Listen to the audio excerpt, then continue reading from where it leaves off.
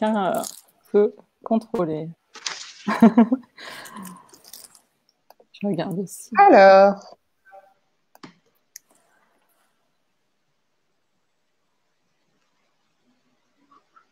A priori, pour l'instant, il n'y a personne en ligne, donc on est bon.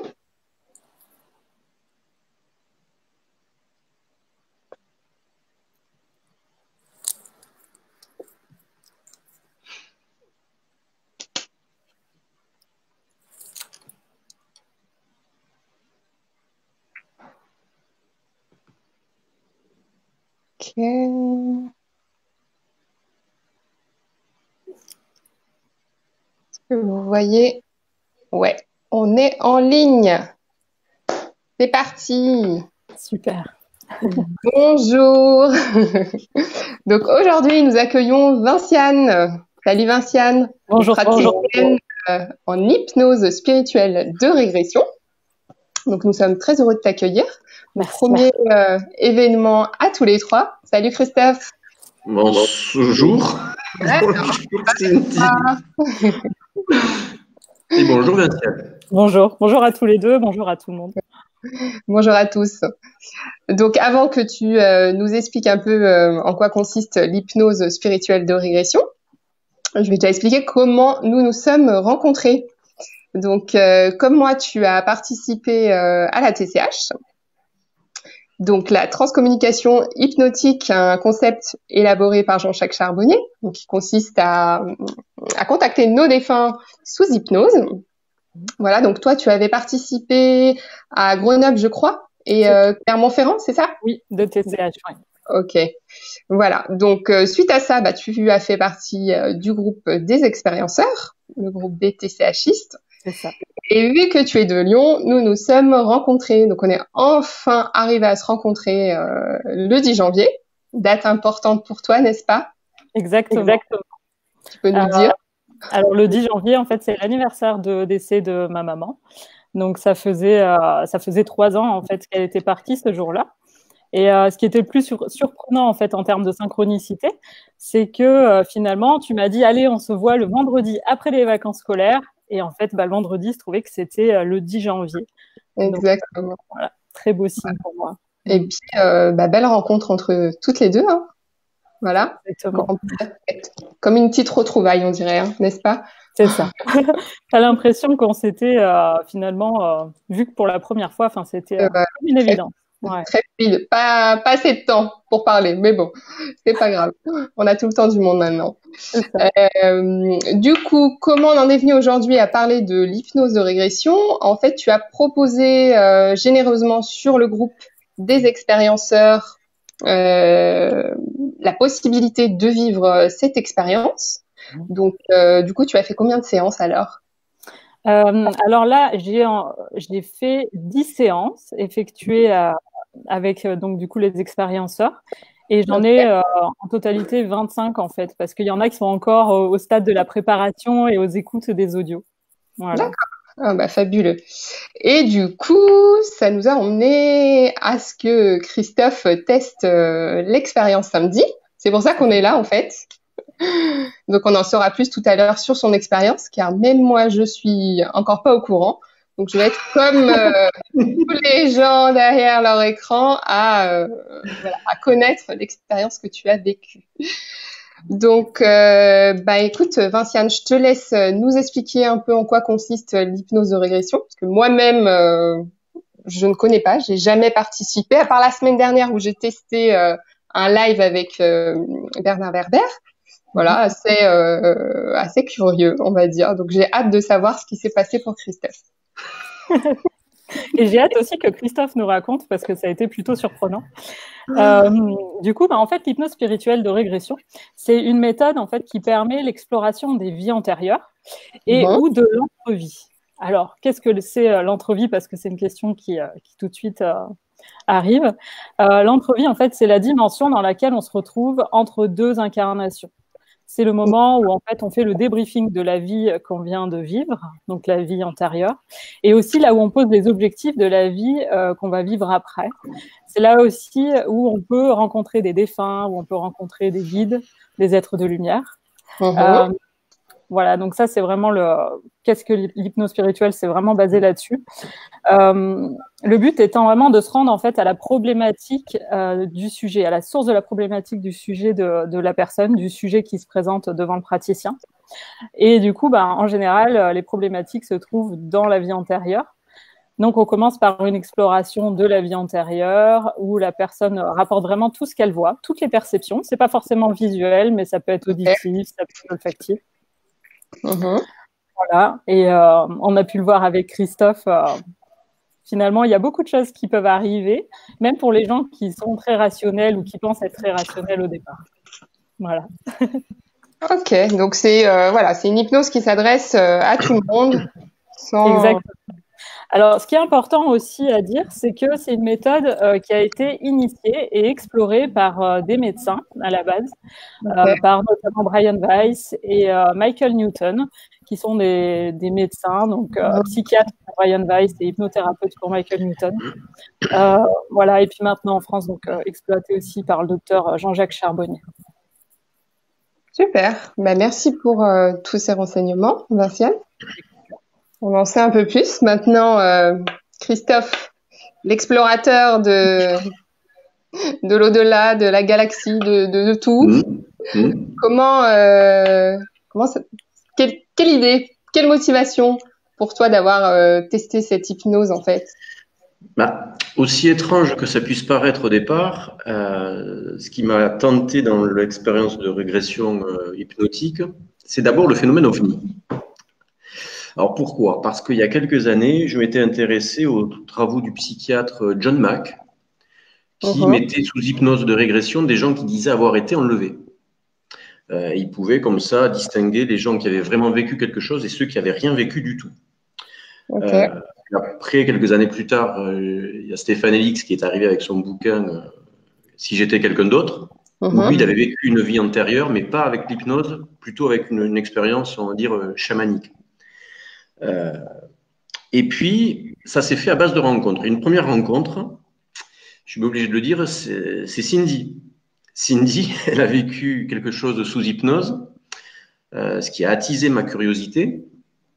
Et ensuite, je crois que c'était en mars 2018, elle m'a fait connaître un MP3. C'était le MP3 de Jean-Charles Chabot.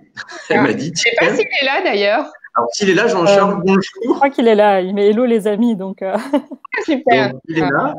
Salut, donc, du Québec. Ah ben oui, il est là. Bonjour Jean-Charles. Bonjour. Alors, ça tombe bien. Puisqu'en fait, ma première expérience d'audio MP3, c'était avec son audio. Et là, pour la première fois, j'ai senti une espèce de flottement et puis être entouré d'une douce chaleur, on va dire ça comme ça. Et puis, quelques temps après, Cindy m'a mis en contact avec Vinciane, tout bêtement. J'avoue que ça me titillait quand même de savoir un petit peu ses vies antérieures, si c'était vraiment, s'il pouvait y avoir une réalité toujours, ou si c'était mon imagination qui fonctionnait. Et donc, on a pris contact téléphonique avec Vinciane parce que je voulais d'abord voir si j'avais au bout du fil quelqu'un qui était, comment dire, organisé, qui avait les pieds sur terre et tout et tout. Et j'étais complètement rassuré. Une personne organisée, posée, qui pouvait aller bien pour moi. Voilà. Avec une méthode. En avant. D'accord. Et du coup, est-ce que tu avais des attentes? L'attente, elle était surtout une attente de curiosité au départ, parce que je sais être quelqu'un qui peut manquer de lâcher prise. Bon, je ne sais pas si Vinciane pourra le confirmer ou pas pendant la séance. Par rapport au lâcher prise, j'ai trouvé que tu es quand même très très bien rentré dans l'expérience. Je pense que tu avais peut-être beaucoup d'a priori avant finalement. Je suis bien rentré dans l'expérience parce que pour le coup, j'ai bien été accompagné. Et c'est pas pour flatter qui que ce soit, mais déjà, lorsqu'on fait cette hypnose régressive, on reçoit, je veux dire, un kit de préparation avec des audios que j'ai suivis, mais alors à la lettre. Oui, je confirme. On me dit de faire 5 fois un audio, je fais 5 fois l'audio. J'avais quand même une petite crainte et j'en ai fait part à Vinciane, c'était de m'endormir pendant la séance. Et pas du tout. C'est juste pas possible. Une fois que tu es rentré dans le truc, tu es en dialogue avec l'hypnothérapeute. Et alors, ce qui est quand même très, très bien, c'est que par rapport à d'autres méthodes d'hypnose, on ne te suggère pas. On te met sur un chemin, mais c'est toi le chemin qu'il choisit. Et ensuite, tu fais ta propre route. Il n'y a rien qui est suggéré. Vinciane m'a pas suggéré de voir un oiseau, un arbre, une rivière ou quoi que ce soit. Elle m'a laissé me dépatouiller tout seul dans mon hypnose. Ok. C'est ça qui est intéressant. Et je reviens sur la préparation parce que ça m'intéresse. Tu as fait une préparation combien de temps en fait? Oh, je dirais pendant une dizaine de jours.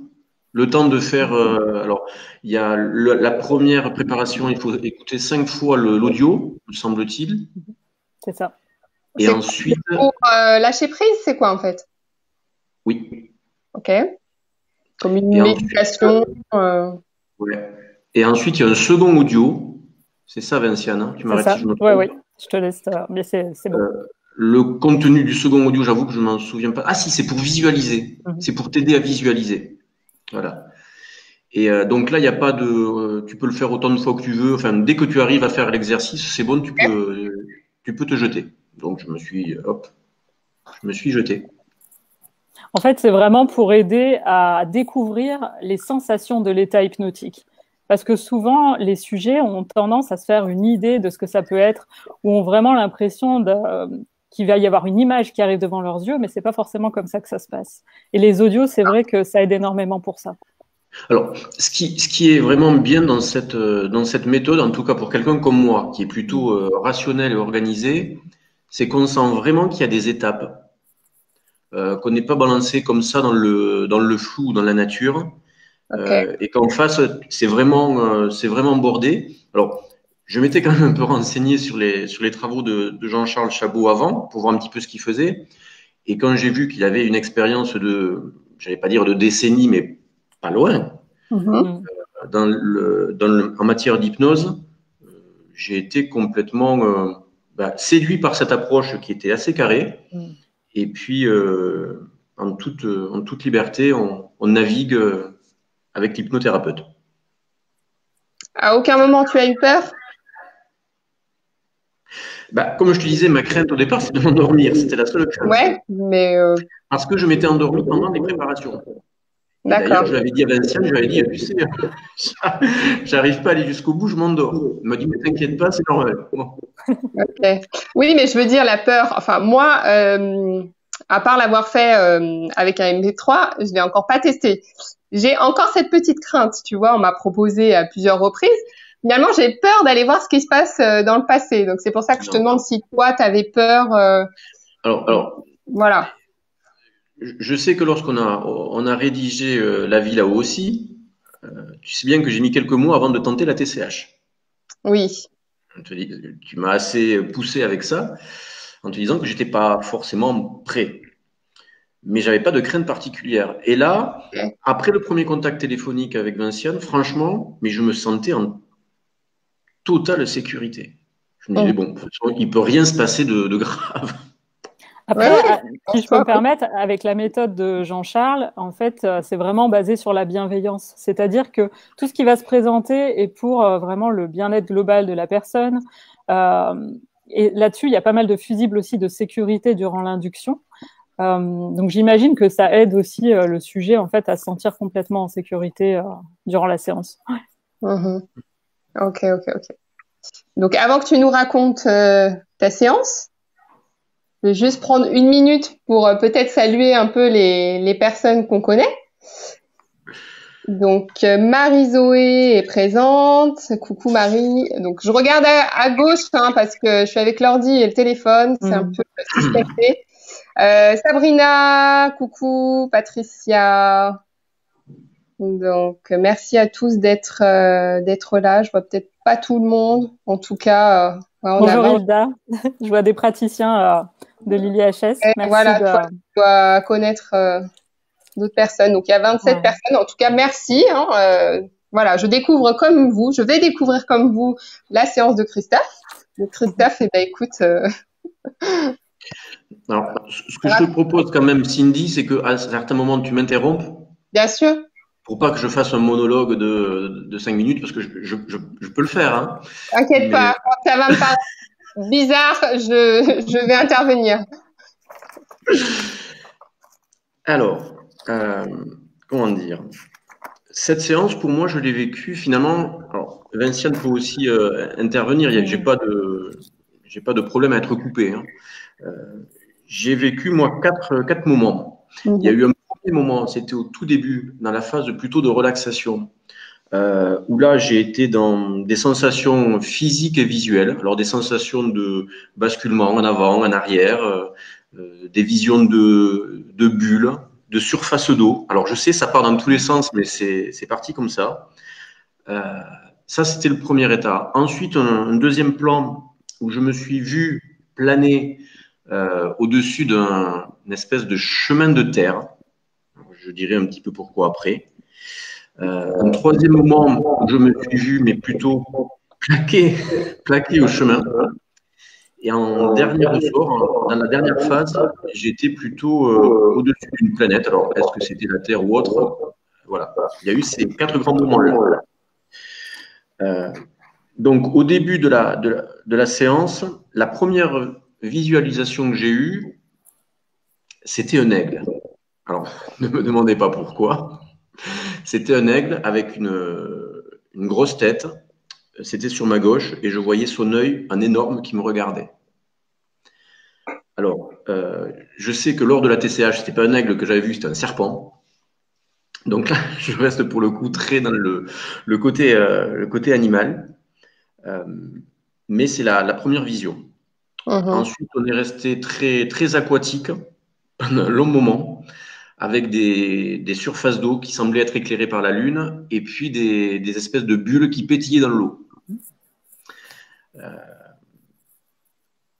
Et petit à petit, je sentais que je me rapprochais d'une certaine matière. Alors, j'ai eu deux types de matières qui me sont venues. C'était une matière assez cotonneuse, grisâtre, je ne sais pas ce que c'était. Et puis ensuite, comme si j'étais au milieu de globules rouges, au niveau d'un flux sanguin. Tout ça, c'était lors de la première phase. Je n'étais pas encore rentré dans une vie, à mon sens, dans une vie antérieure ou quoi que ce soit. Sachant que la première phase qui est de relaxation, pour que vraiment tu rentres dans le sujet, je ne sais pas, Vinciane, si tu as eu le sentiment que je rentrais facilement dans le sujet ou pas, ou si tu as eu besoin de... Alors moi, je trouve que tu es rentré vraiment très facilement, en fait, parce que dès lors où il a fallu que tu me fasses un retour sur tes perceptions, tout de suite, tu as eu un joli retour où tu percevais, tu ressentais, tu voyais. Enfin, c'était plutôt étonnant par rapport à ce que tu m'avais dit au départ, où tu avais la crainte finalement de ne pas percevoir. C'est ce qui est étonnant, c'est parce qu'on est en fait dans un état de conscience, en tout cas moi je l'ai vécu comme ça, dans un état de conscience qui nous permet de communiquer avec l'hypnothérapeute, même si tu es dans un état entre guillemets modifié ou second. Ce que j'ai trouvé par contre, c'était que quelquefois les temps de réponse que j'avais étaient un petit peu longs. Je sentais que j'avais la réponse en moi, mais elle sortait pas comme ça naturellement. Il y avait toujours un temps de décalage. Ça, c'est tout à fait normal. Est-ce que tu avais posé une intention de départ ou rien? Oui, alors juste avant la séance, c'est vrai qu'avec Vinciane, il y a un petit moment qu'on prend pour essayer un petit peu d'avoir une intention, un objectif, voir un petit peu vers quoi on peut se diriger. Oui. On peut savoir ou pas? Non. Ah, ça y est, ça commence. Hein. Mince alors. Bon, ok. Allez, je vais quand même te le dire. Je voulais voir s'il y avait un lien. Tu sais, pendant tes visions pour écrire le livre, tu m'as souvent vu, entre guillemets, dans des situations, je mets des guillemets partout, hein, de spiritualité. Tu avais souvent des termes qui étaient proches de ce domaine-là. Et donc, j'ai demandé à Vinciane de savoir s'il y avait moyen de voir s'il y avait un lien entre une vie antérieure, une possible vie antérieure, et puis toi, ce que tu percevais dans tes visions. Voilà l'intention de départ. Je ne te dis pas à ce stade si l'intention s'est révélée après vraie ou pas. En tout cas, c'était l'intention de départ. Merci. Donc là, tu nous as parlé de la première phase. Oui. Ok. Alors, la seconde phase, c'est là où ça commence, entre guillemets, à se compliquer un petit peu pour moi. C'est-à-dire que, alors, je prie tous les gens qui écoutent de ne pas croire que j'avais pris des substances ou quoi que ce soit. Ah oui, j'ai oublié de te demander ça. Non, t'as rien pris avant. Ah bah, on commence à se connaître un petit peu. Tu connais quand même l'analytique et le rationnel. Non, il fume pas, il boit pas, rien. Et donc, dans la seconde phase, une sensation de voler au-dessus d'un chemin de boue. Alors, ça a toute son importance pour la suite. C'était un chemin de boue, mais pas non plus complètement détrempé par la pluie ou par l'eau, mais suffisamment pour qu'on puisse repérer des traces. Donc, j'arrive au-dessus de ce chemin et je crois qu'une des premières choses que je dis à Vinciane, d'ailleurs j'en suis quasi sûr parce que j'ai réécouté l'audio que tu m'as fait passer, c'est je vois des traces, et pour moi je voyais des traces, comme je lui disais, des roues ou des espèces de chenilles. Donc là j'étais au-dessus du chemin. Ce qui était intéressant dans cette expérience, c'est que en même temps que je faisais ces descriptions à Vinciane, intérieurement, mentalement, je me disais, mais tu es en train de raconter à quelqu'un que tu voles au-dessus d'un chemin et que tu vois des traces. Là, le rationnel, pour le coup, il se dit, bon, ouais, il en prend un coup, là. Il en prend un coup.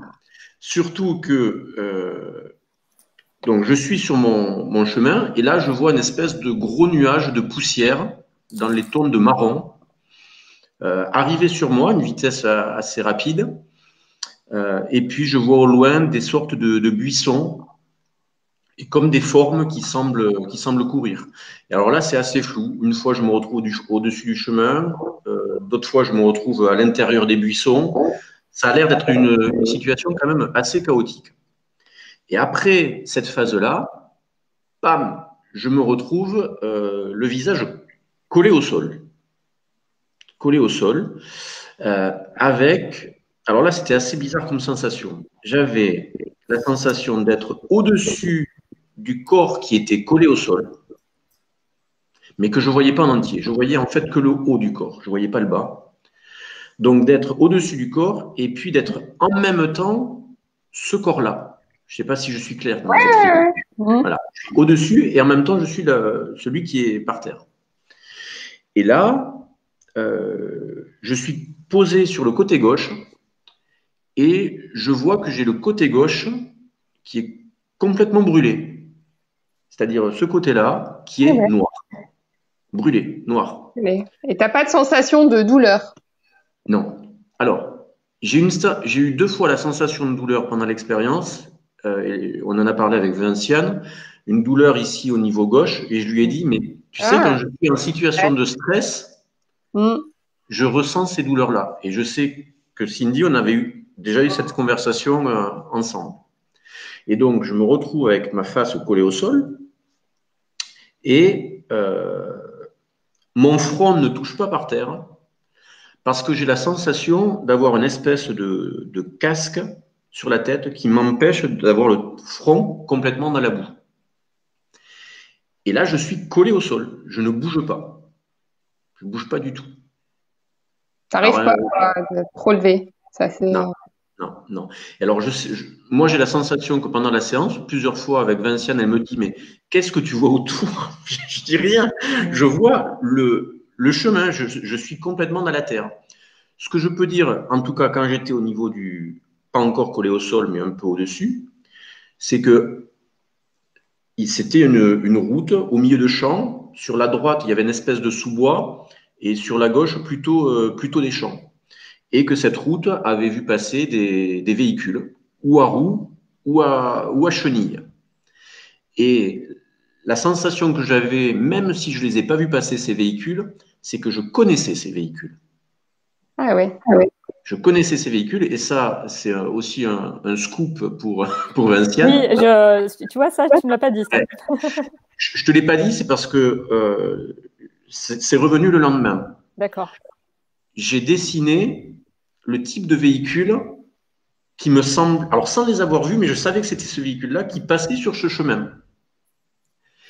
Et donc, j'ai dessiné ça et je l'ai montré tout bêtement à mon fils qui est un passionné d'histoire et qui me dit, mais c'est un véhicule, c'est un char de la Première Guerre mondiale.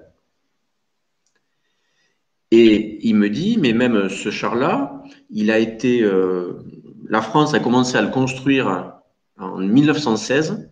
Il a été sur le théâtre des opérations à partir d'avril 1917. Incroyable. Alors, je donne cette date parce qu'elle a une importance par la suite. Voilà. Impressionnant. Donc ça, je l'ai su le lendemain. Mais si tu veux, j'ai fait vraiment le croquis des trucs. Et puis, on a comparé avec des photos. Il s'appelle même un char Saint-Chamond ou ce style de choses. Et donc, effectivement, il y a des chenilles. Des chenilles que je voyais dans le sol. Troublant. Donc, je continue.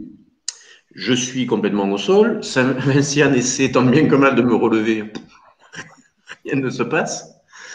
Et là, je crois que c'est à ce moment-là où tu me demandes qui je suis ou alors je ne me souviens pas exactement de la question. Je t'ai demandé quel était ton prénom Oui. au départ. Et donc là, euh, c'est vrai que c'est troublant pour moi de le dire, mais j'ai donné un prénom. Ah. J'ai donné un prénom, c'est le prénom de Cindy, ne ris pas, de Non. Marcel. Ah. Oui.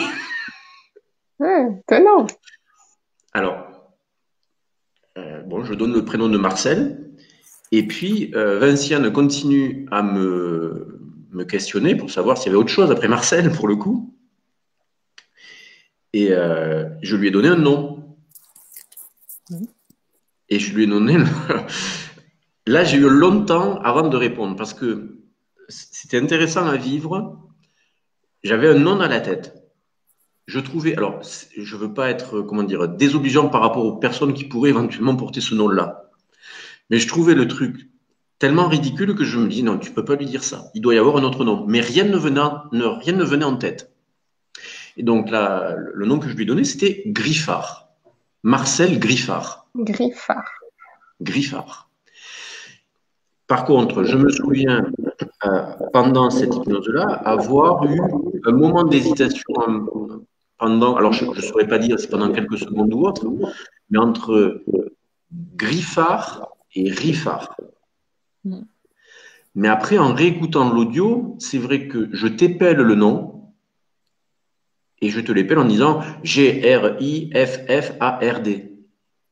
Donc pour moi, il n'y avait pas. Enfin, c'était assez net. C'était assez net. Et donc, ce fameux Marcel, tu m'as aussi demandé s'il y avait quelqu'un, je ne sais pas, dans sa vie ou quelqu'un qui connaissait. Et donc, il connaît une certaine Simone. Alors, ce qui était marrant à ce stade-là, c'est que, d'une part, dans mes échanges avec Cindy, il y a Marcel qui est ressorti à plusieurs reprises et que je suis allé vérifier, tu me connais. Non, mais je me rappelle très bien en plus. C'est fou. Et en mars de cette année, je crois mars 2020, tu m'as aussi donné le prénom de Simone, Cindy. Comme je garde tous nos échanges, je suis retombé là-dessus. Alors, est-ce que c'est en lien? Est-ce que c'est pas en lien ou quoi que ce soit? Oui. Bon, incapable de le dire, on n'a pas plus d'indices que ça. En tout cas, moi, j'ai trouvé troublant, déjà, surtout pour Marcel, que... Alors, est-ce que c'est moi, inconsciemment, qui avait ce prénom-là qui se baladait en tête, et puis poum, je l'ai sorti? Je sais pas. Je sais pas. Ouais. Donc, à ce stade-là, je sais que Marcel Griffard, ou Riffard, il était sur un chemin de boule, une face cramée, en train de regarder le sol, de ne pas bouger. Et quand tu m'as demandé une année, je t'ai dit l'année 1917. Et Vinciane, toi, comment tu analyses ceci? Par rapport au fait qu'il donne des indications comme ça, enfin, tu veux dire Oui. des détails assez précis. Alors déjà, ça me surprend pas parce que c'est assez courant que dans des séances d'hypnose de régression, il y ait des détails très très précis en fait qui surgissent. Et après, automatiquement, ce qui se passe, c'est que c'est analysé par notre mental, notre facteur critique, qui tout de suite lui va traiter ça comme de la nouvelle information, mais qui peut aussi se dire, bah attention, ça met en danger mon sujet et son équilibre, et du coup, ça pourrait lui faire penser qu'il a eu une vie antérieure avant, et à ce compte-là, le mental tout de suite va trier et essayer de rejeter l'information. Et c'est pour ça que la plupart des personnes, après les séances, se disent, mais attends, est-ce que c'est vraiment vrai ce que je t'ai dit ou est-ce que j'ai tout imaginé? Je crois que sur 100% quasi de mes séances, tous les sujets, tous les clients en fait disent ça à la fin. Et c'est tout à fait normal et humain. C'est presque rassurant même parce que finalement, pour être un individu bien équilibré, on a besoin de ce facteur critique. En tout cas, dans l'audio, de toute façon, on entend que tu le dis spontané. Ah oui. Elle te demande et tu dis directement. Parfois, je suis un peu lent à la réponse. Je sens que le bonhomme, il a besoin de…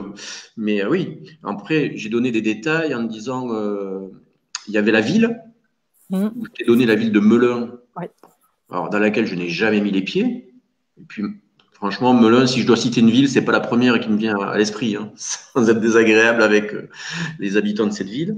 Et tu as fait des recherches par rapport à cette ville et tu es trop pressé. Cindy, tu es trop pressé. Ah bah oui. Et ensuite, si, j'avais la sensation que ce Marcel Griffard avait une trentaine d'années. Voilà. Alors, ce qui était amusant, c'est qu'à un moment donné, avec le recul, j'ai trouvé la réponse un petit peu bête aussi, c'est que Vinciane, tu m'as demandé, mais quelle est ta mission? J'ai répondu bêtement, ma mission, c'est de regarder les traces. T'imagines quand même, le mec, il est couché au sol. Sa mission, c'est de regarder les traces. Ben ouais. Mais tu vois, en même temps, c'était bizarre comme sensation, comme quoi tu n'es pas complètement déconnecté de ton mental. À chaque fois, je faisais le lien avec mes échanges avec Cindy, où souvent on s'est dit il faut suivre les traces, il faut faire le puzzle, etc. Et souvent, je me disais, mais est-ce que c'est quand même pas toi qui était en train de tout croiser? À ce stade-là, j'envisageais toutes les hypothèses. Et tu dis que tu t'es vu au-dessus, que tu t'es senti. Est-ce que tu as senti une sortie de corps ou pas du tout? Non. Ok. Non. Tu te sens dans ton lit? T'es où quand tu fais ça? T'es assis? T'es couché? T'es quoi? mais vous êtes curieuse, madame? Ah, aujourd'hui, je suis en mode curieuse. Non, je suis sur un transat. Ok. J'ai pas voulu prendre l'option du lit par crainte de m'endormir. Je me suis dit, le transat, allez, peut-être que tu as une chance de résister. Ok. Donc, j'étais dans mon transat. Alors, j'avais la sensation d'être au-dessus du corps, mais j'ai jamais eu la sensation de sortir du corps. Ok. Et ça, Vinciane, tu as une explication par rapport à… Alors, pas vraiment d'explication, mais en fonction des expériences et des sujets, ça diffère en fait. Hein. Donc, il y a des gens qui peuvent avoir l'impression d'être en dehors de leur corps pendant tout le long de la session. Il y en a d'autres qui sentent même un mouvement balancier au-dessus d'eux. Il y en a qui ont l'impression vraiment de partir très très loin. Et puis, il y en a qui tout simplement restent dans leur corps, mais du coup vivent une expérience tout aussi incroyable en fait. Vraiment, les perceptions sont différentes. Le mouvement de balancier, par contre, je l'ai bien ressenti. Ouais. Comme si j'étais sur une espèce de ballon là qu'utilisent parfois les dames qui sont enceintes. Oui. Ça, cette sensation-là. Voilà. Ok, intéressant. Donc là, on est dans la… Par contre, juste un dernier point, c'est que quelquefois, j'avais la sensation, quand la réponse me venait et que je devais la donner à Vinciane, si je tentais de me dire, il y a peut-être une autre réponse, il n'y avait rien qui venait. C'était le vide complet. Je ne pouvais pas dire autre chose que la réponse qui m'était, que j'avais. Mhm. Ok. Et donc, je vois ta question arriver, Cindy. Est-ce Non, que j'ai fait des recherches sur ce Marcel Griffard, c'est ça? non, non, non. Non, là, on est dans la deuxième phase, c'est ça? Il y a 4 Oui, phases, si j'ai bien compris. oui, Ok. oui, Mais oui. chaque phase, j'ai pas trop compris. C'est Vinciane qui t'amène dans chaque phase. Il y a... Non, c'est moi qui ai ensuite redécoupé ça quand j'ai Mm. réécouté l'audio et quand, si tu veux, le lendemain, je me suis noté tous les souvenirs que j'avais de cette séance-là. D'accord? Les souvenirs spontanés. Ok. Et ensuite, j'ai réécouté l'audio. Et donc, c'est moi, en écrivant ces souvenirs spontanés, que j'ai découpé ça, pour mon côté analytique, en partie en me disant, voilà, il y a eu le premier partie, c'était les sensations, ensuite, était au-dessus du corps, ensuite, le collé au sol, et après, une dernière partie qui était plus loin de la Terre. D'accord. Ok. Donc, Marcel Griffard, est-ce qu'il existe? Enfin, a-t-il existé? Alors, j'ai plusieurs pistes. J'ai plusieurs pistes. Euh, je vais commencer par ça. Un Marcel Griffard en 1917 de Melun qui vit avec une certaine Simone, enfin qui a une relation avec Simone, ça, j'ai pas encore trouvé. Il faut être honnête, ça, j'ai pas trouvé. J'ai trouvé d'abord euh, un Robert Marcel Griffard, mais ça colle pas complètement parce qu'il est américain. Et deux, lui, il est né en 1925 et il est mort en 2006. Hmm. Le seul point commun qu'il a avec moi, c'est qu'on a la même date de naissance, un 10 février. Ah. Ouais. Mais c'est le seul point. Alors lui, il était dans l'armée, pareil. Il était colonel dans l'armée américaine, il pilotait des bombardiers. Ensuite, je suis tombé sur un Marcel Giffard, c'est-à-dire il y a pas le R. Lui, pour le coup, il a été incorporé dans l'armée en avril 1917. Oui, en avril 1917. Il a été blessé, mais sa blessure, c'était une blessure à la main gauche. J'ai consulté son dossier militaire, donc il n'y a pas indiqué de brûlure ou quoi que ce soit. Et là, on était plutôt du côté dans les archives vers le Calvados. Et ensuite, je garde le dernier pour la fin parce que ça me semble le plus plausible. Euh, c'est pas Griffard, c'est Riffard. C'est un Marcel Riffard qui, lui, est décédé pendant la Première Guerre mondiale et donc il fait partie de ces soldats pour lesquels on n'a pas la date de décès. Parce qu'il y a eu Mhm. tellement de morts ici ou là que tout n'a pas été répertorié. Et lui, pour le coup, je l'ai trouvé sur un monument aux morts. Donc, il y a son nom gravé sur le monument aux morts, Marcel Riffard, euh, à Porte-les-Valences, c'est-à-dire dans la Drôme, à Valence. Donc, il semble que ce soldat ait participé à la. Alors, chose importante pour les gens qui ont un petit peu la notion de l'histoire, dans la guerre de 14-18, il y a eu deux grandes parties. Il y a une partie avec les tranchées, et puis il y a ensuite une partie plutôt de mouvement. Moi, j'ai pas eu la sensation d'être dans une tranchée, loin de là. J'étais vraiment sur un terrain plat. J'étais éventuellement dans des trous, mais ça ressemblait plus à des trous d'obus que à des tranchées. Donc c'est pour ça que, historiquement parlant et dans le calendrier, je mets ça plutôt dans l'année 1917, après vérification, que lorsqu'ils étaient face à face dans les tranchées. Ok. Donc, Marcel Riffard, décédé pendant la Première Guerre mondiale. Et quand tu as fait tes recherches, est-ce que tu as eu des émotions ou du coup, au bout de tes 3 recherches, est-ce qu'il y en a une qui t'a plus titillé ou je sais pas? Non, parce que bah, tu commences à me connaître. Moi, si j'ai pas tous les clignotants qui sont au vert, il reste quand même un doute quelque part. Hmm. C'est troublant. En tout cas, c'est troublant. Parce que, honnêtement, je m'attendais pas à trouver comme ça des. Alors, Ah, Est-ce qu'on aurait perdu Christophe? Christophe, il est troublé, du coup. Du coup, il a disparu. Euh, alors, Waiting. je vais attendre de voir quand il se reconnecte pour le réajouter. Du coup, toi, Vinciane, comment tu...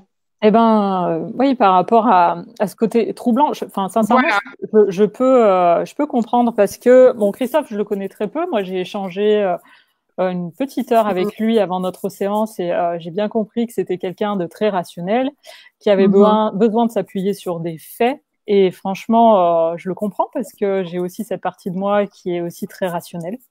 Mhm. Et du coup, je le vois qui réapparaît, je vais le réajouter dès qu'on pourra. Mais j'ai hâte qu'il raconte en fait la fin de son.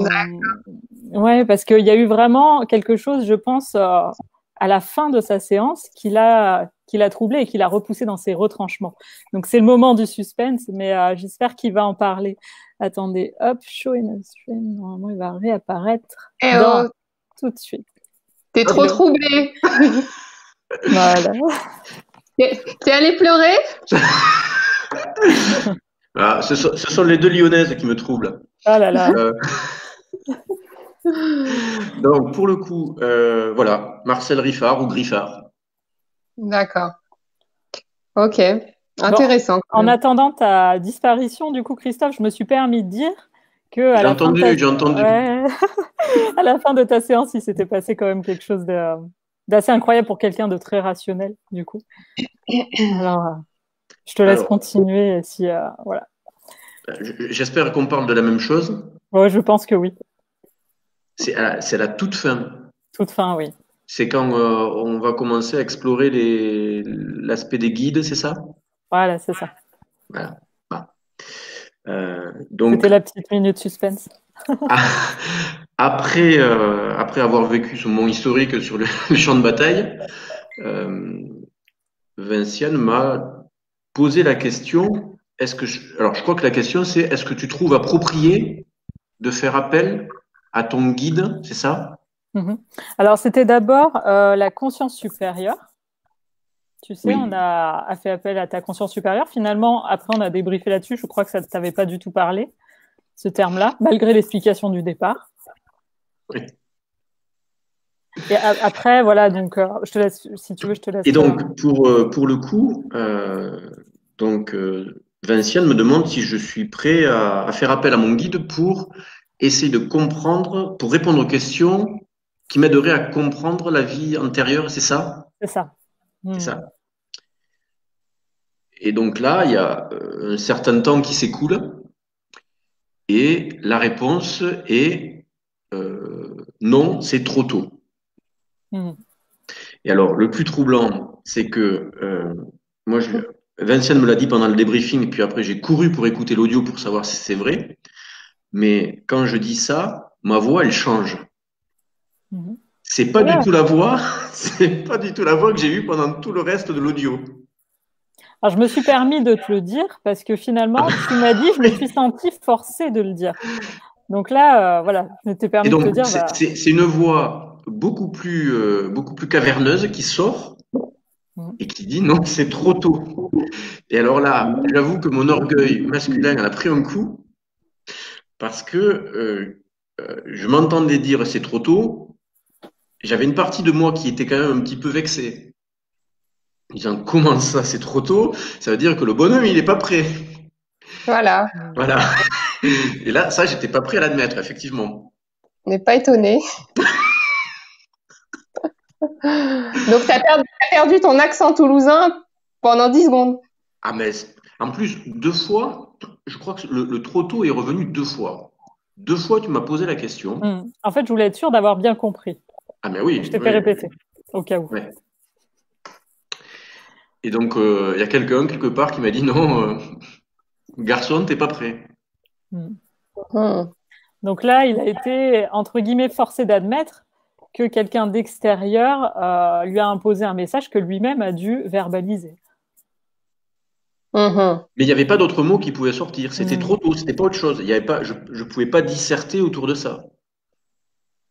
Et je sais que l'état dans lequel je me sentais à ce moment-là, euh, comment dire, j'avais ces deux mots en moi, mais j'avais vraiment une partie de moi qui refusait qu'ils sortent. Ça, je pense que c'était mon côté mental en disant non, tu vas Mm. pas dire ça, parce que la réponse ne te convient pas, mais Mhm. c'était non, trop tôt. Bon, j'ai fait avec ça. Ok. Eh ben, Alors, ça laisse quand même de l'espoir. Ça c'est veut quand ça. même dire que Ce que si j'allais c'est dire. trop tôt pour l'instant, je peux progresser. Le petit padawan peut avancer. T'as déjà fait un grand pas, là. Je fais des petits pas tous les jours. C'est c'est bien. Donc, on a des petits commentaires quand même. Donc, Marie qui nous dit, Christophe, ce récit me fait énormément penser à l'expérience vécue par Stéphane Alix qu'il relate dans son livre Lorsque j'étais quelqu'un d'autre. Est-ce que ça te Absolument. fait écho? Donc, tu l'as lu? Ah bah oui, totalement. Oui, oui. Je l'ai lu. Là où Stéphane Alix est beaucoup plus, comment dire, rigoureux, c'est que lui, il a eu vraiment le nom et le prénom du soldat allemand qui s'est battu sur le front russe, avec la ville, avec plein de détails. Moi, Mhm. j'ai eu des bribes de choses. Alors, c'est vrai qu'il est vivant, comment dire, il est plus habitué que moi à faire des retraites spirituelles et se mettre en état où il a pu vivre cette expérience-là. Moi, là, j'ai été un peu comme jeté dans le grand bain et puis débrouille-toi pour nager. Bon, elle Mhm. me tendait la perche, Vinciane, de temps en temps. Elle me tendait la perche. Et je pense quelquefois, pour elle, la perche, elle devait être un peu lourde à soulever. Parce que j'avais la sensation que l'animal que je suis était quelquefois en position de résistance. Je sais pas si, Vinciane, tu as cette sensation-là, mais Alors moi, j'ai vraiment vécu une séance avec toi. C'était très fluide, en fait. J'ai pas eu justement cette sensation de résistance. Après, en effet, des temps de réponse qui pouvaient être des fois plus longs que d'autres, mais ça, j'ai envie de dire, dans toutes les séances, c'est ce qui se passe aussi. Donc, j'ai pas eu de difficulté. Non. bon, par contre, j'ai une question qui me brûle les lèvres. Si je refais une expérience de ce type, une hypnose régressive, est-ce que je vais retomber sur mon ami Marcel ou pas du tout? Hmm. Je pense. Alors, c'est très compliqué de répondre à cette question-là, parce que comme tu as pu le voir, finalement, au début de la séance, on donne toujours une ligne de conduite au thème et à la séance qui va arriver. Et à chaque fois, finalement, ça peut partir dans une autre direction. Donc, de là à te dire que tu vas retomber sur ton ami Marcel, Mhm. non, c'est très compliqué à répondre. Ouais. Et pour le coup, quand tu fais ce type de séance, Euh, tu arrives à distinguer les gens qui, je veux dire, perçoivent véritablement des choses qui sont un peu troublantes, on va dire ça comme ça, et puis les personnes qui sont dans leur imaginaire. Je t'avouerai même que je me pose pas forcément la question parce que, et comme le dit très très bien Jean-Charles, finalement, c'est pas la bonne question à se poser. En fait, la question à se poser, c'est plutôt est-ce que ça va être utile pour la personne finalement à la libérer de la problématique d'origine. Ça peut être métaphorique finalement ce qu'elle voit ou ça peut être réellement en fait un fait d'une vie antérieure, mais c'est pas vraiment la question qu'on va se poser. Alors je sais que toi tu es très attaché à prouver, trouver des faits et je trouve ça aussi très intéressant. Mais dans la démarche de thérapeutique entre guillemets de l'hypnose spirituelle de régression, c'est pas forcément le but. Bon, là j'ai bien compris avec cette expérience-là qu'il fallait que je continue à suivre des traces. Je Je pense que sais le pas. message était bien clair. Oui. Patricia nous dit, c'est bien qu'il commence largement à y croire. Alors, non, hop, hop, hop, hop, hop, hop, hop. Ne nous emballons pas. Ne nous emballons pas. Euh, pour moi, la croyance, c'est un concept qui, pas qui me dépasse, mais auquel je veux pas attacher plus d'importance que ça. Pour moi, l'important, c'est de vivre les choses. Une fois qu'on y croit, quelquefois, on croit des choses qui sont totalement absurdes et fausses, et ça éloigne finalement de la raison et de la vérité. C'est pour ça que je veux pas rentrer dans la partie croyance. Et par contre, j'en profite tant que j'y pense, une question, Vinciane. est-ce que finalement l'hypnose régressive, c'est comme la méditation? C'est-à-dire, plus tu en fais, plus tu progresses et plus c'est facile? Ou c'est en fonction des personnes? À mon sens, oui, ça marche exactement comme la méditation, puisque ça a même été prouvé scientifiquement que les ondes cérébrales, en fait, changent pendant que tu es en état hypnotique ou pendant que tu es en état méditatif. Les ondes cérébrales vont plutôt aller vers du côté alpha et theta, donc un état vraiment méditatif de relaxation profonde et qui est propice, en fait, à la réception d'informations. Donc, oui, c'est finalement le même état, c'est le même état que la méditation. Et alors, quelle est la différence entre une hypnose pour se connecter à une éventuelle vie antérieure et puis pour se connecter à son guide ou voilà. Alors, il n'y a pas Le forcément process, c'est de le même. différence. Oui, le protocole est le même. La phase d'induction au départ est la même aussi. On va aller stimuler de toute façon les ondes cérébrales alpha et theta de la même manière. Et après, j'ai envie de dire qu'il y a une part qui ne nous appartient pas. Finalement, ce qui va se présenter au sujet, c'est ce qu'il a besoin dans son état d'être maintenant. Et souvent, il n'en est pas conscient. Le praticien, lui, est juste le GPS. Il ne sait pas exactement ce qui est bon non plus pour son sujet. Ce qui est important, c'est de faire vraiment confiance à l'univers. Donc ça, voilà, c'est peut-être là où c'est trop tôt pour toi d'entendre ça. Mais c'est vraiment cette dimension-là qu'il faut. Ouais.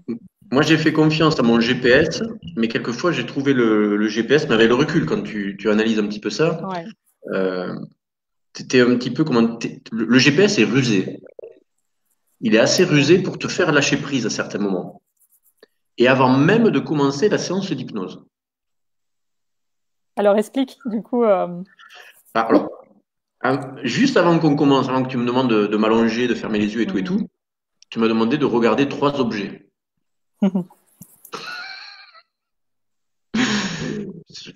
Voilà, je pense que ça aussi, c'est un moyen de désancrer la personne et de l'aider à lâcher prise un petit peu. Il y a ça et puis il y a d'autres choses après. Enfin, Il y avait une musique derrière ou pas? oui, Alors, Et la musique, elle est spéciale? c'est Patrick Bruel. Oh, voilà. Là, tu peux être sûr qu'on peut imaginer alors.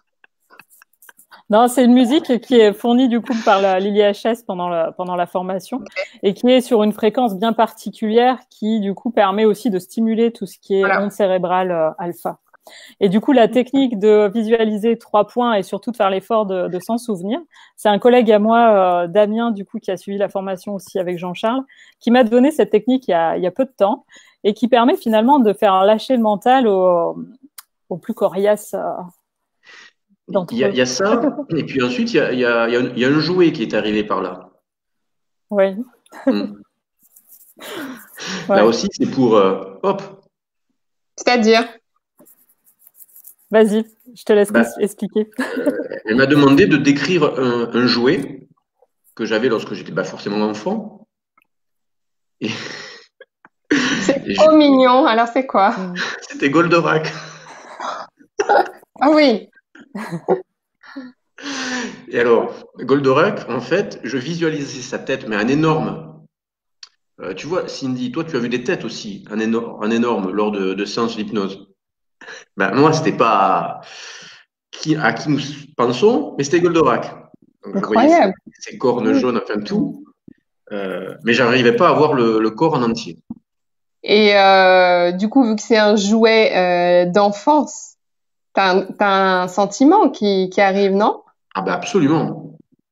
Parce que ce jouet d'enfance, je l'ai toujours aujourd'hui. Il se transmet de génération en génération. Et c'est de tous les cadeaux que j'ai pu avoir de la part de mes parents, c'est le cadeau de mon père qui m'a le plus marqué. Et donc pour moi, Goldorak, c'était une évidence. Okay. En effet, c'est une manière en fait, de faire lâcher le mental. À autre chose, hein. Oui, voilà, c'est vraiment une astuce pour faire lâcher le mental et puis la personne se sent aussi en sécurité parce que se rappeler d'un jouet de son enfance, c'est clairement voilà, il y a une attache émotionnelle qui est très importante et du coup le mental lâche prise aussi. Il y a Carlos Sabina qui nous dit si Marcel une influence sur la vie actuelle. Il est possible que la conscience supérieure lui donne accès à nouveau à cette vie. Mais comme Vinciane dit, pas garanti. Oui, complètement. Ouais, mais je suis pas encore assez calé en termes de conscience supérieure et de guide pour. Je suis pas prêt, visiblement. Et Vinciane, ça a quand même un caractère très sacré, je trouve, du coup. Enfin, l'hypnose voilà, de régression. Oui, complètement, parce que on fait appel finalement, oui, au sacré, on fait appel à notre conscience supérieure, à nos défunts, à nos guides, et c'est vrai que c'est un moment vraiment qui est pour moi solennel en fait. Quand on fait ça, il faut être, faut être vraiment centré. Et, sans parler de religion, hein, je parle vraiment. Sans parler de religion, oui, parce que finalement l'hypnose spirituelle aussi s'adresse à des personnes même qui sont athées ou qui n'ont pas forcément de pratique religieuse. Juste un point de détail qui me revient. Pendant l'hypnose, Vinciane, tu m'as demandé à un moment donné si je voulais tenter de me connecter à mon père pour qu'il me donne des informations sur, sur le fameux Marcel.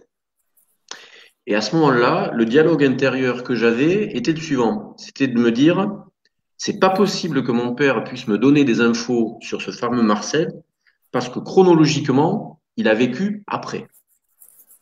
C'est ce qui m'a entraîné de te dire, non, c'est pas la peine qu'on le contacte, qu'on le dérange avec ça, il va pas savoir quoi que ce soit.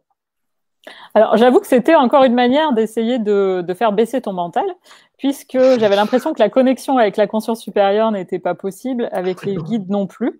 Donc, je me suis dit, pourquoi pas tenter son papa qui est du coup décédé, parce que ça pouvait être aussi une manière de te faire baisser le mental et de recevoir de l'information. Mais non, ça n'a pas fonctionné non plus. C'était trop tôt.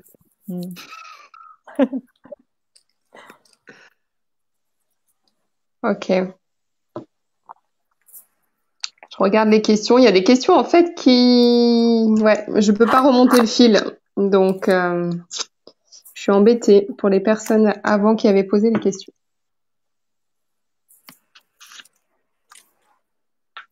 Ok. Bon.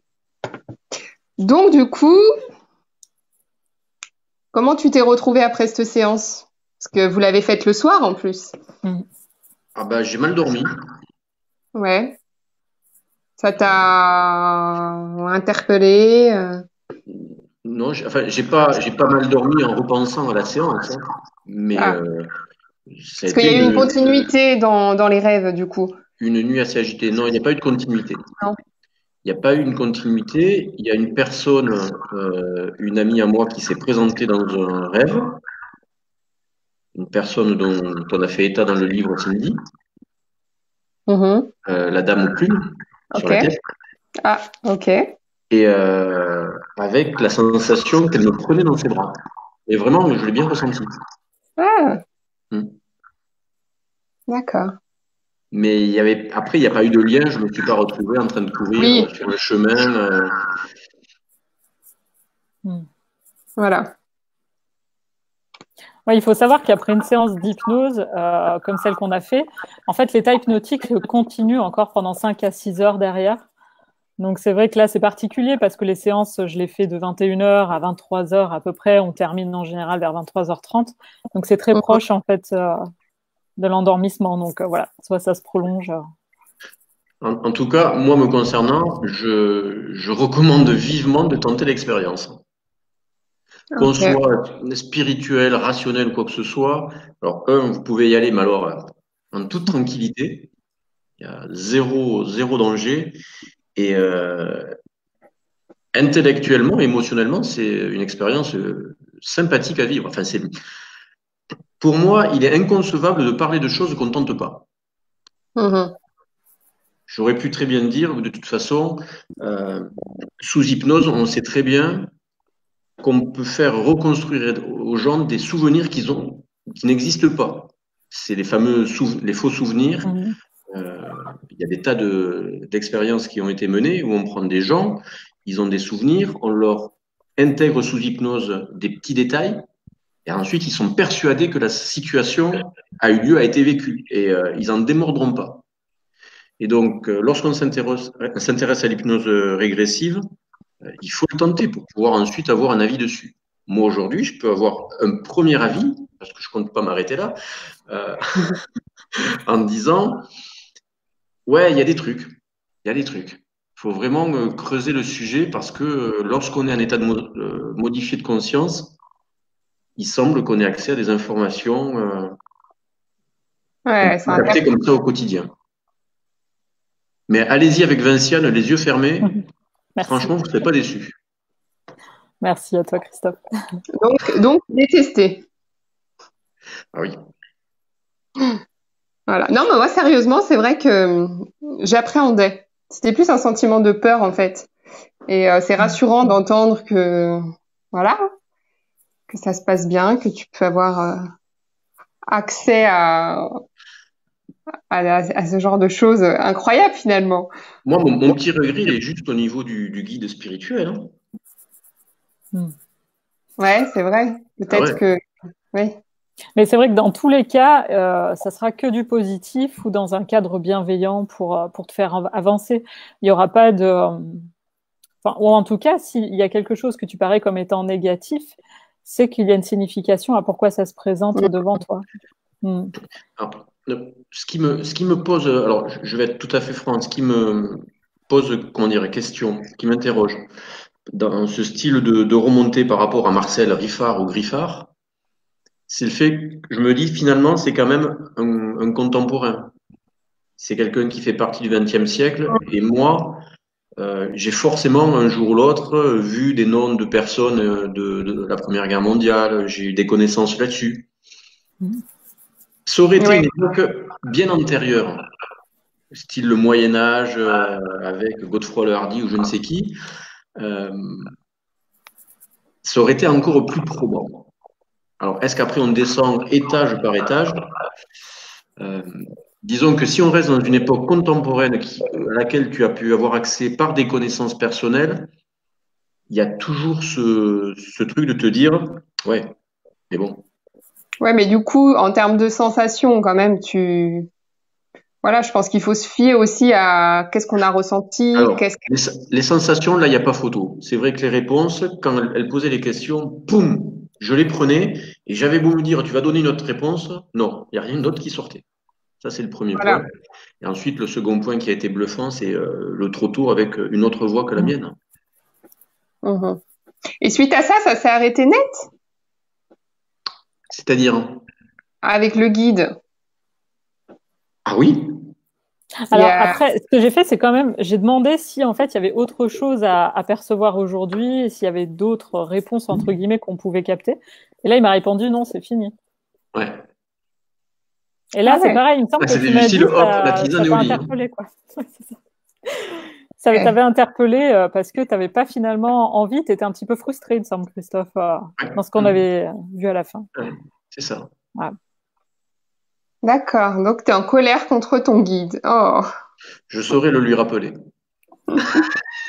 Non, mais j'ai bien l'intention de tenter la connexion avec le guide.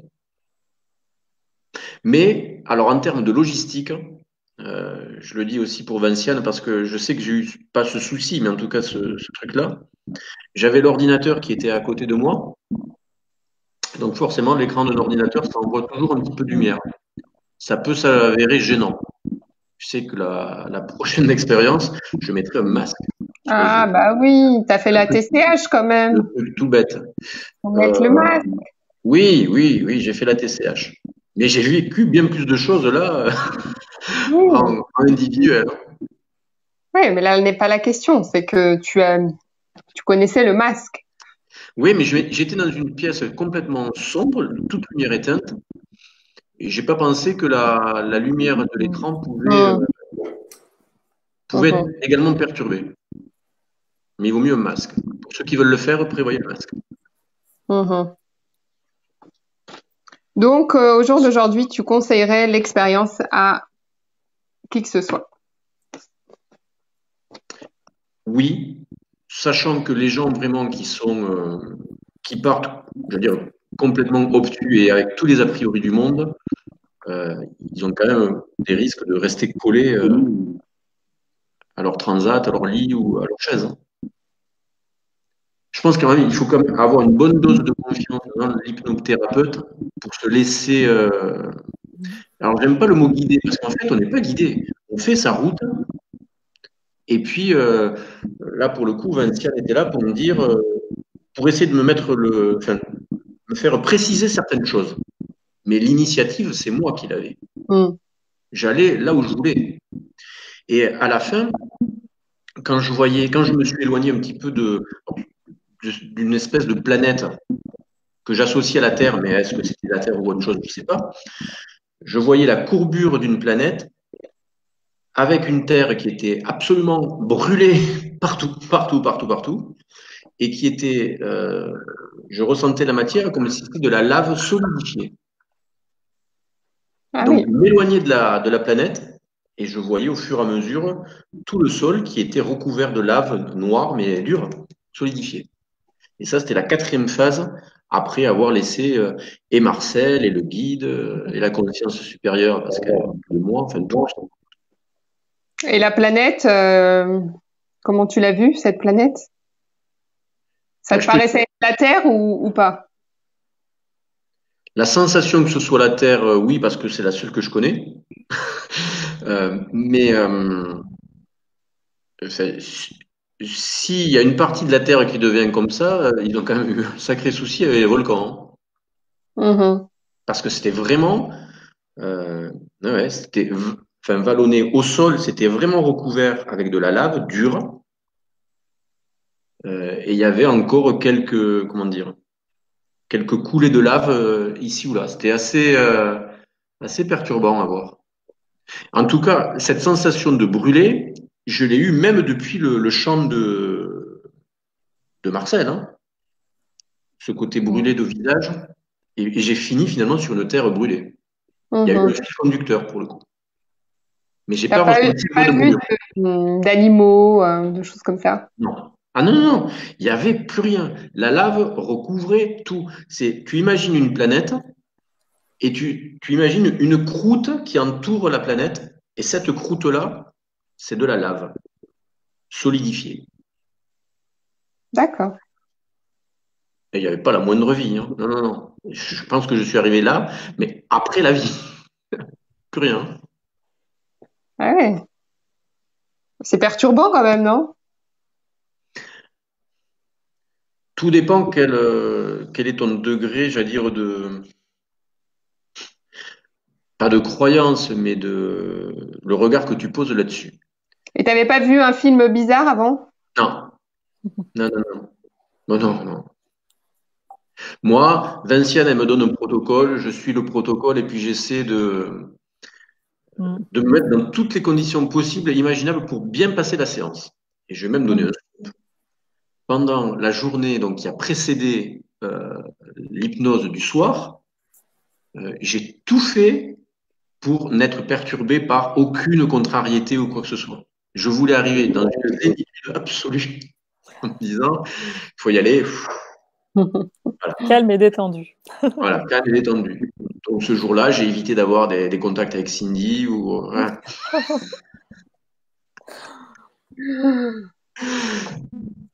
Alors que même si, je pense que j'en ai eu même. Mais ça m'a pas perturbé plus que ça. Et comment tu l'expliques, toi, Vinciane, ces visions de planètes dévastées C'est qu'on est mal. Ben non, parce que alors moi, ça m'interroge dans le sens où tu fais de l'hypnose de régression et toi, tu te projettes dans le futur finalement en disant on est mal. Bah, le futur, on n'en sait rien. Oui, de mon côté, c'était pas si net que ça, que c'était finalement dans le futur. Pour moi, c'était quand même bien relié à sa vie antérieure en tant que Marcel, où il a quand même passé la plupart de sa séance avec le visage dans la boue, brûlé. Autour de lui, il voyait que finalement du feu, tout était brûlé, incendié. Donc pour moi, c'était un petit peu la signature à la fin de se dire bon bah la planète a brûlé. Mais encore une fois, moi, j'ai pas tenu des propos comme ça avec Christophe derrière parce que vraiment l'objectif en tant que praticien, c'est de ne pas changer l'expérience de la personne. Donc, j'étais pas du tout dans l'interprétation. Là, on en parle, on interprète parce que c'est aussi très intéressant pour les spectateurs. Mais du coup, c'est à lui après d'aller chercher la signification de ce qu'il a ressenti et ce qu'il a vu. Ouais. Voilà. Mais en tout cas, c'est une bonne initiation, une bonne invitation pour le coup à poursuivre les expériences. En tout cas, ce que j'ai remarqué, c'est qu'à titre personnel, plus je reçois des hypnoses de régression, mais vraiment en tant que sujet, comme tu as pu le vivre, plus je perçois, plus je reçois de l'information. Donc, c'est sûr que ça peut être très intéressant de faire d'autres séances pour percevoir davantage encore. Il y a Patricia qui nous dit: avez-vous lu et ou écouté Bernard Werber et sa boîte à Pandore? Avez-vous pu échanger sur ce sujet? Donc, C'est pour qui la Christophe, question? je pense que c'est pour toi. Non. Donc, moi non plus, je l'ai pas lu non plus, dans tous les cas. Ouais, moi non plus. J'aurais pas d'informations à apporter sur ce sujet-là.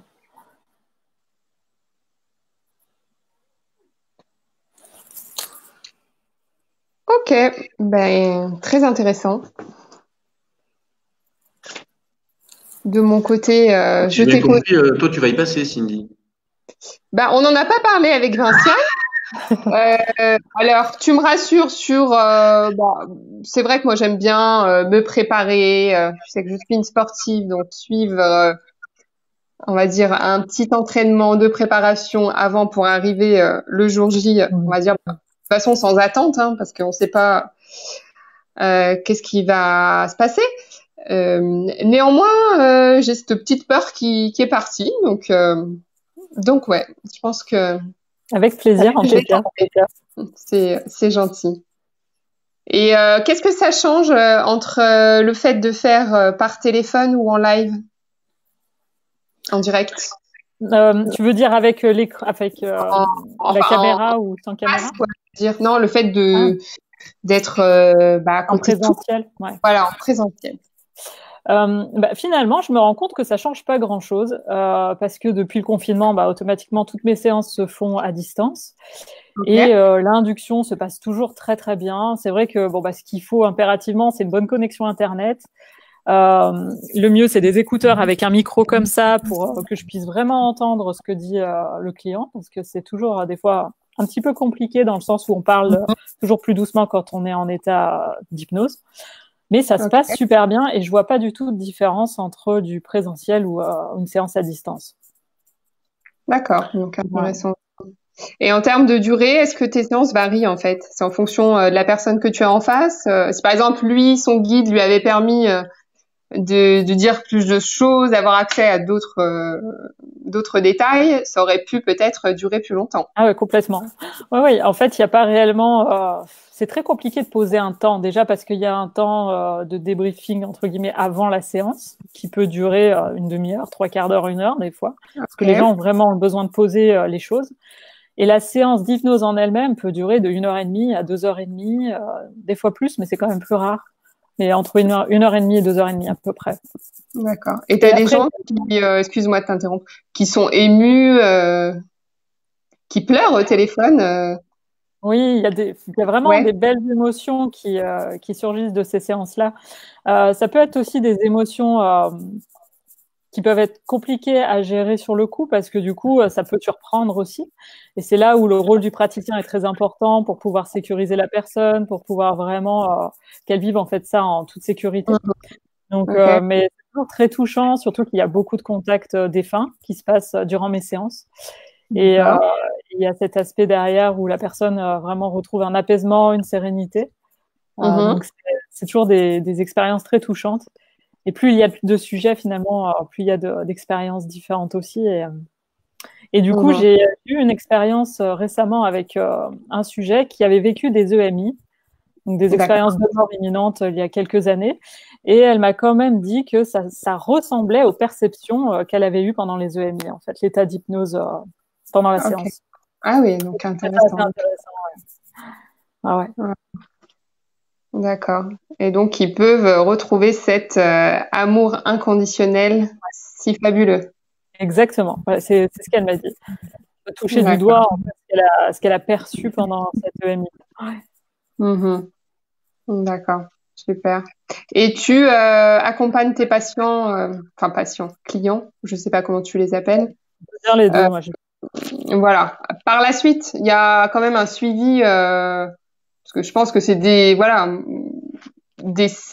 expériences qui remuent, qui bouleversent. Et on a besoin quand même d'échanger par la suite. Ah oui, ouais. Pour moi, c'est primordial. Ce qui se passe, c'est que derrière la séance, souvent, les personnes ont toujours un moment d'intégration. Après, elles ont envie de partager et de me demander mon avis juste après la séance. Et c'est vrai que c'est là où je pose un cadre, c'est-à-dire que tout ce qui doit être posé par le sujet est posé et on en parle sans problème. Mais j'évite de trop faire mentaliser l'expérience tout de suite à la suite. Et je préfère proposer en fait un rendez-vous téléphonique le lendemain ou quelques jours après. C'est toujours plus constructif en fait. Ouais. Mais bien sûr, il y a un suivi derrière, c'est obligatoire. Ouais, c'est bien. C'est ce que je trouve important en fait à aussi signaler, quoi. D'accord. Et donc il n'y a pas de recommandations particulières. Alors quand même, j'ai envie de dire que quasi tout le monde peut faire une séance d'hypnose spirituelle. Après, les personnes qui sont sous par exemple médicaments pour des troubles psychiques, bipolarité par exemple, tout ce qui est schizophrénie aussi, on va vraiment éviter de faire ces séances-là. Ou alors, il faut avoir eu un échange avec le médecin avant pour savoir si réellement, en fait, cette personne peut être mise en état hypnotique. Parce que ça reste quand même une thérapie. Donc, c'est important d'avoir cet échange avec le médecin. Et sinon, la plupart des personnes peuvent être en état d'hypnose. D'ailleurs, tout le monde est en fait en état hypnotique plusieurs fois par jour. Au moment de l'endormissement, par exemple, au moment du réveil. Donc, c'est un état qui est complètement naturel. Bien sûr, la personne est en sécurité. Elle peut reprendre son état d'éveil normal quand elle le souhaite. Et si elle décide de choisir un autre chemin que ce qui est suggéré pendant cet état hypnotique, elle peut aussi choisir d'avoir sa propre expérience et de prendre un autre chemin que ce qui lui est suggéré par le praticien. Ouais. Intéressant. Ok, merci. On a fait le tour de la question et de l'expérience de Christophe. Avec plaisir. Et puis, merci du coup à toutes les personnes qui étaient présentes malgré le 15h du Premier ministre. Oui. Je crois qu'on est tombé du coup en même temps, mais bon, c'était prévu. Voilà. Et puis, je crois qu'on a eu quelques personnes du Québec aussi qui étaient présentes. Donc, pour nous, gratitude. Voilà, d'être présent. Désolée si on n'a pas répondu à toutes les questions, parce que quand c'est un live, du coup, les questions se perdent dans le fil au début et on n'a plus accès. Voilà. Donc, Jean-Charles Chabot nous dit, c'est dans la nature humaine de s'améliorer avec la pratique. Oui, ça, c'est une phrase que je retiens du MP3 et qui me plaît. Donc, merci. Tout espoir n'est pas perdu pour moi. Ouais. Anthony qui nous parle, qui nous dit le très bon livre. Donc, ça doit être par rapport au livre qu'une personne avait cité juste avant. Marie qui nous dit, voilà Christophe, de jolies recherches en perspective sur les traces de Marcel. Elles ont commencé le soir même. Merci Marie. Il n'a pas attendu, c'est pour ça qu'il n'a pas dormi en fait. Super. Merci Vinciane, c'était très intéressant. Merci à vous deux. Et puis, Christophe, merci pour nous avoir confié ton témoignage, même si peut-être tu as gardé des secrets. Non. Non. Enfin, je pense pas. Vinciane, tu peux démentir. J'ai l'impression que tout a été transparent. Complètement. Et, prêt pour une prochaine expérience en tant que cobaye. Avec plaisir. Avec le guide spirituel. J'avais une petite question. Il y a l'hypnose de régression et évolutive, c'est ça? Oui, complètement. Voilà. Pour finir, est-ce que toi, tu peux nous dire pour ma part, moi, j'ai été formée qu'à l'hypnose spirituelle de régression. Alors, il me semble que l'hypnose évolutive a une part plus large et finalement, ça prend pas forcément en compte la part de spiritualité, il me semble. Jean-Charles me dira si il est encore en ligne si je me trompe. Mais ça s'ouvre, il me semble, à plus de généralité. Okay. Ça prend moins en compte la part de spiritualité, finalement. Très bien. Et Lily HS, d'ailleurs, forme à cette technique-là aussi et le fait formidablement bien. Et j'en profite du coup pour remercier Jean-Charles pour ça aussi. Super. Merci beaucoup. Merci à tous. Prenez soin de vous. Et on vous dit pour un autre rendez-vous avec la vie là aussi. Voilà. Merci beaucoup. Bonne journée. Allez, je vous embrasse. À bientôt. À très bientôt. Au revoir. Au revoir.